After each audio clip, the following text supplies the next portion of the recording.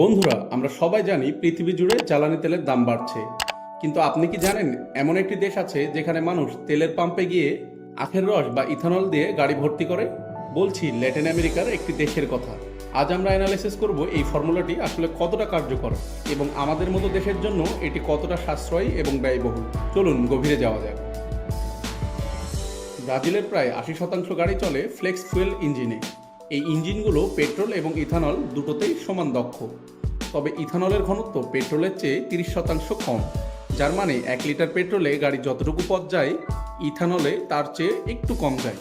এই ফর্মুলা পরিবেশের জন্য ম্যাজিকের মতো কাজ করে। এটি কার্বন নিঃসরণ ৯০% পর্যন্ত কমিয়ে দেয়। ব্রাজিল বর্তমানে বিশ্বের অন্যতম বড় গ্রিন এনার্জি ব্যবহারকারী দেশ। আখের রস থেকে ইথানল তৈরির পর যে ছিবড়া থাকে সেটাকে পুড়িয়ে ব্রাজিল তাদের কারখানায় বিদ্যুৎ উৎপাদন করে, অর্থাৎ এখানে কোনো কিছুই নষ্ট হয় না। আর খরচের কথা বললে, যেসব দেশে প্রচুর পরিমাণে আখ চাষ হয়, যেমন বাংলাদেশ, ভারত, সেখানে এটি পেট্রোল আমদানির চেয়ে অনেক সাশ্রয়ী। ল্যাটিন আমেরিকার দেশ ব্রাজিলে ১ লিটার ইথানল পেট্রোলের চেয়ে প্রায় ৩০ থেকে ৪০% কম দামে পাওয়া যায়। সাধারণ গাড়িকে ইথানলে চালানোর উপযোগী করতে হলে ইঞ্জিনের সেন্সর এবং ফুয়েল সিস্টেমে কিছু পরিবর্তন আনতে হয়। কোম্পানিগুলো যখন সরাসরি ফ্লেক্স ইঞ্জিন তৈরি করে তখন অতিরিক্ত খরচ কিন্তু খুব একটা বেশি হয় না বন্ধুরা। এছাড়াও ইথানল ইঞ্জিনকে পরিষ্কার রাখে, কারণ এটি পেট্রোলের মতো কার্বন জমা করে না। ফলে ইঞ্জিনের আয়ু বাড়ে এবং সার্ভিসিং খরচ কমে যায়। এখন প্রশ্ন হলো, আমরা কেন করছি না? এখানে কিছু বড় চ্যালেঞ্জ আছে বন্ধুরা। ইথানলের জন্য প্রচুর পরিমাণে আখের প্রয়োজন হয়, কিন্তু আমাদের মতো দেশে মানুষের খাদ্যের জন্য জমির প্রয়োজন বেশি।